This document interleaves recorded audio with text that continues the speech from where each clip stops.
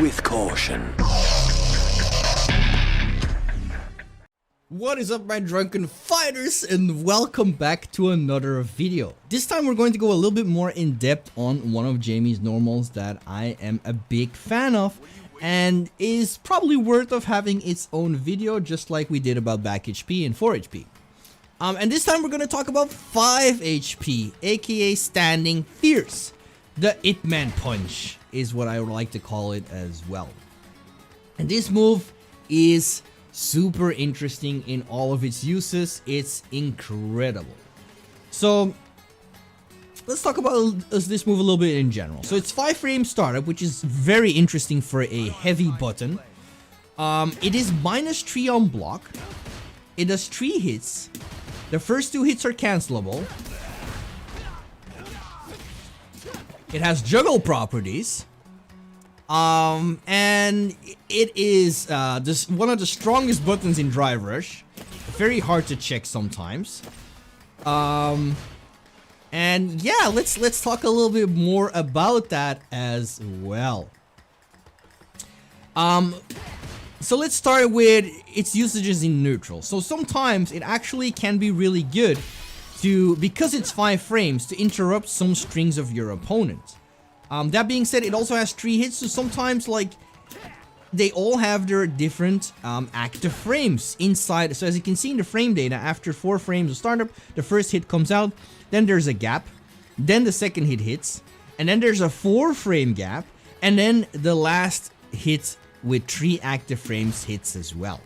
So there's a lot of options here to, like, interrupt or hit someone in between strings, but at the same time it can also be a disadvantage, what I figured out. Sometimes I would prefer to go for 5 LK or 5 LP if you want to challenge, because you're guaranteed to get that hit.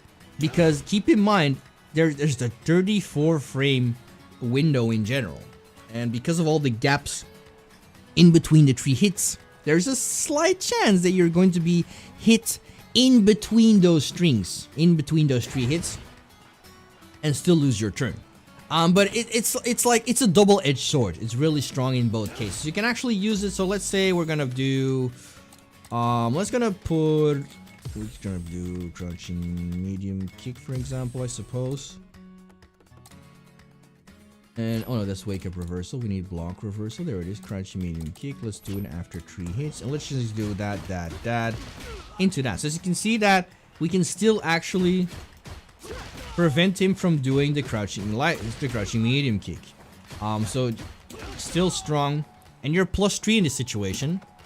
And you're in throw range. So counter hit 5 HP is actually really strong. You can also do this mid-screen, for example.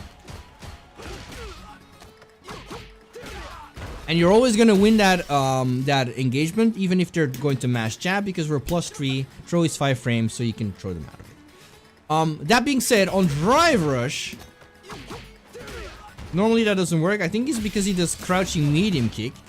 But here you are +1 in this situation, as you can see.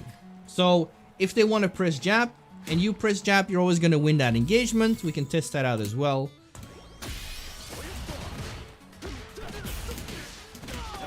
You can do something like that. You can also do it, obviously, without the DR.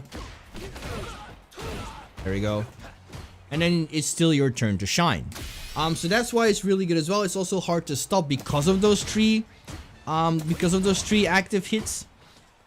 But that's not really the reason I think this is a really strong button. So I've talked about this a little bit before in one of my previous videos, but the reason I think this is a really strong button is because of the fact it's also -3.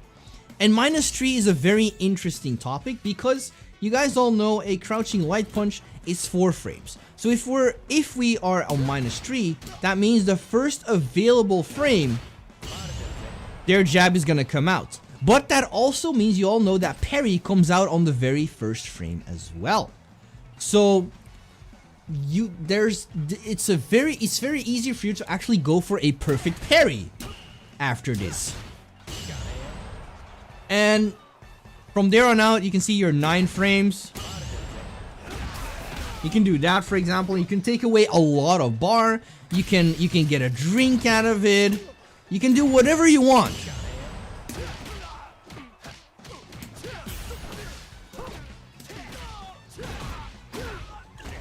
You got them in the corner. There's a lot of stuff you can do.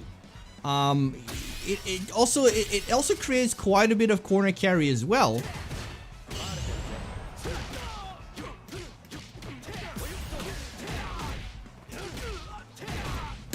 Look at that. From like a simple perfect parry, like you brought them really far towards the corner.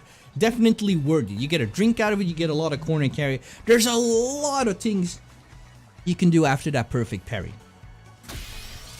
But the reason why this is so strong is because it becomes a mix-up on its own. So because of perfect parry, we can actually turn a minus frame situation into our advantage. And the reason for that being is they are going to be afraid of challenging. It's going to become a mix-up. And that's going to become very strong, because if they are afraid of parry, then they're not going to challenge anymore, which means you are going to be in a the advantage is going to turn, because no longer are you going to lose if you're going to press a button.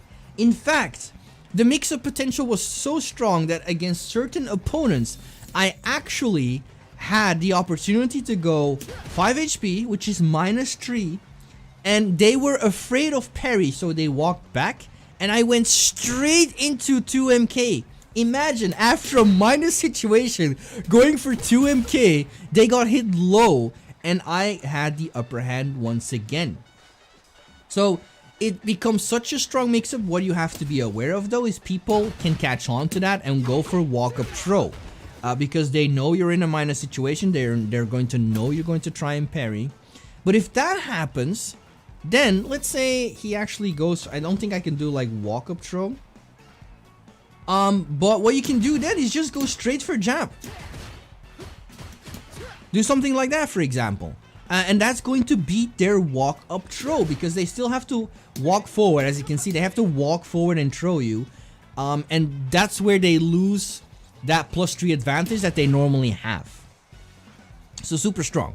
You also saw me using the Momochi combo there as well. Super strong in using that corner carry, getting that drink.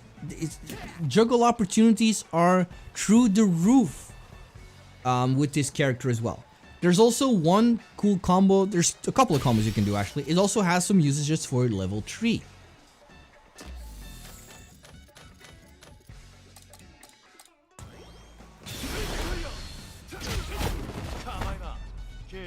So this is very similar to the Momochi combo, but much easier.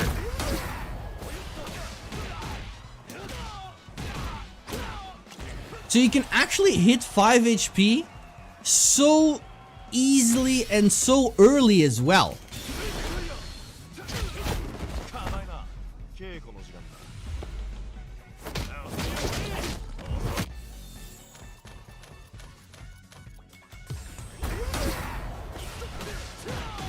Pressing it now. There we go. This is so easy, so guaranteed, and it's so much corner carry as well. You don't even have to guess. And the reason why this is so easy in comparison to the regular Momochi combo is because the last hit of 5 HP has 3 active frames. That's why it's way easier to hit.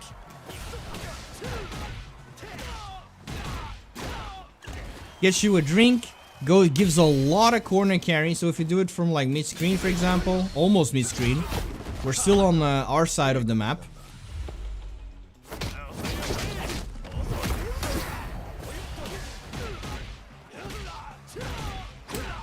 There we go. Look where we end up. He's in the corner. We're very close. We're in a position to keep him in the corner. So use this combo as well. The Momochi combo I showed you guys so many times. You know, there's no reason to like keep showing it, but that's where it's also really good. And then we have one more combo from Super, which is really, really interesting, but super fun in my opinion.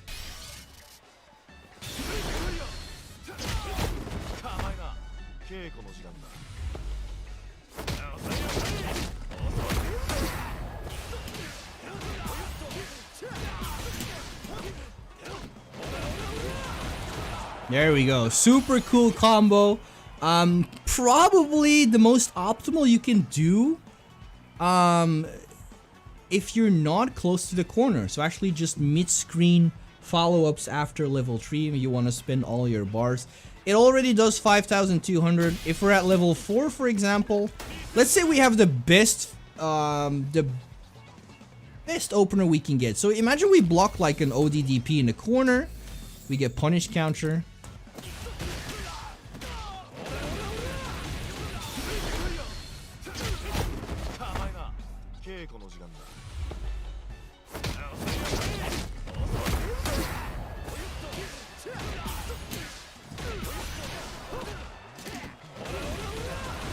Look at that corner carry as well. We started all the way from the left side, close to the left side.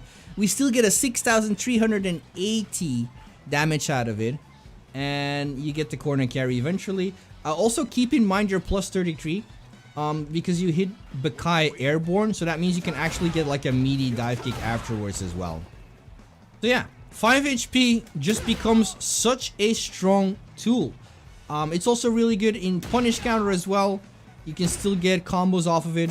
You can reset it after a regular DR into command grab because it's plus 5, you know, magic number as well. You can, it's also very strong in the corner. You can do, for example, on hit, it's also really dangerous because like you can cancel those first 2 hits. There you go.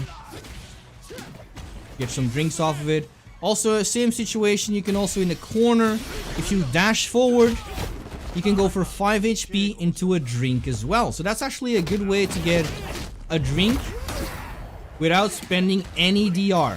And it leaves you plus 12. So keep that in mind. That's an interesting number to deal with. So you just have to play with the frame data a little bit to get some meaties out of it, excuse me. But that also works mid-screen, for example.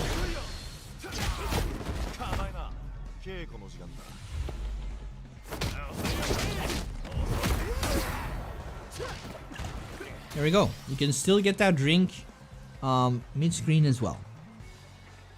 So yeah, super strong tool. And yeah, like I said, the potential with this button is just because of the perfect parry as well. It works kind of similar with forward HK too. Forward HK is also -3 on block. So if they would go for that same crouching light punch, you can create that same situation. And you know, you can mix that up because like you can do this, for example, and this is the beauty of it as well. You can do that, and like some people will know, right? So you can do that, walk back, do it again, and maybe they would not, maybe they're like, oh, he didn't parry, I'm gonna contest again, you know? And then, that's the first one, we do it again, psych, and this time we go for the parry. So, there's so much, there's such a big mental aspect behind this move that I really like the usage of it. So, mess around with this. Try to read your opponent, see where they're going. Try to see how fast they catch on to the perfect parry. If they don't, then just keep using it. It's a free way for you to get in, for example. There we go. You try to go for a reset maybe. Get a drink out of it, meaty time, you know, anything like that is going to work out super well. So yeah, this button, in my opinion, is super strong. Sometimes it even catches people trying to jump away because it has juggle properties as well. It also lunges you forward, so which also makes it really good. From certain ranges, there we go, look at that. You can actually punish them trying to contest with jab. Very specific range though, but that's the case with all buttons. There we go, look at that. Allows you to do it again. There's also this very interesting thing that I talked about in previous videos. There you can actually buffer. You can buffer it into special moves. And the reason for that is, let's say once again we talk about the crouching medium kick. So if they actually press nothing, you can see that only the last hit of 5 HP comes out. And that means we could do, so if I put like, let's say we put this on 4. You can go for the perfect parry option, for example. If they decide to go for medium kick, we can get the counter hit and you can go for the throw. But what if you add a buffer to 5 HP? So let's say we add, let's add Bakai in this case. Let's add arrow kick, because Bakai actually might be enough on counter hit. It actually is enough on counter hit. That's good to know. So you can actually go for Bakai, but you know, I prefer arrow kick sometimes, because imagine if you don't get the counter hit in some weird way, then at least arrow kick is guaranteed to work. So let's say we buffer arrow kick regardless. If I buffer arrow kick, as you can see here, you see that it's not coming out. I don't get arrow kick. And that's because we talked about this, the last hit of 5 HP is not special cancelable. So if we go for this specific string and we buffer arrow kick afterwards, so I'm gonna do the entire string, buffer arrow kick afterwards, and still be able to do the perfect parry. There we go. And if he would go for crouching medium kick,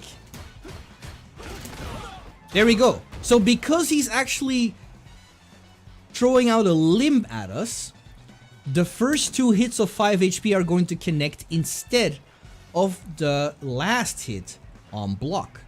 And why? The reason why that is good is because we can capitalize and get the arrow kick and get a save jump out of it. Whereas if we don't do that, we only get a +3 advantage, which means we can go for another button or for throw, so it's still a strike throw mix up, but there's less opportunities for us, less possibilities than if we buffer into arrow kick and get the save jump. So once again, always go for that buffer animation. You can also press the button, it doesn't matter because it doesn't come out, as you can see, and be ready to do the perfect parry afterwards, obviously. Or you can just do whatever you want afterwards. You can, if they're afraid of the perfect parry, then you just take your turn back, do something else. That's the power of 5 HP into perfect parry, for example, and that's also the power of the fact it's being a triple move, triple buttons, triple hits, but only the first 2 are special cancelable. So once again, if we combine these 2 options, there we go. I get the arrow kick regardless. I don't have to think about it. Every single time I'm going to be able to do the arrow kick. And if he decides to not do it, I can go for the perfect parry. And get the save jump regardless. So in both cases, we can get the save jump. Alright, and that's going to be it for this video. Now please, if you have any 5 HP, how do you use 5 HP or standing fears? I'm very interested to see what you guys have come up with as well. I would love to incorporate it in my gameplay as well. And I hope you learned something today in utilizing this move. Sometimes not all moves are bad if they are minus. If you like this video, please like, share, and subscribe it with your drunken friends. And for now, I will see you all in the next video. Don't forget, as usual, to stay cautious and take care.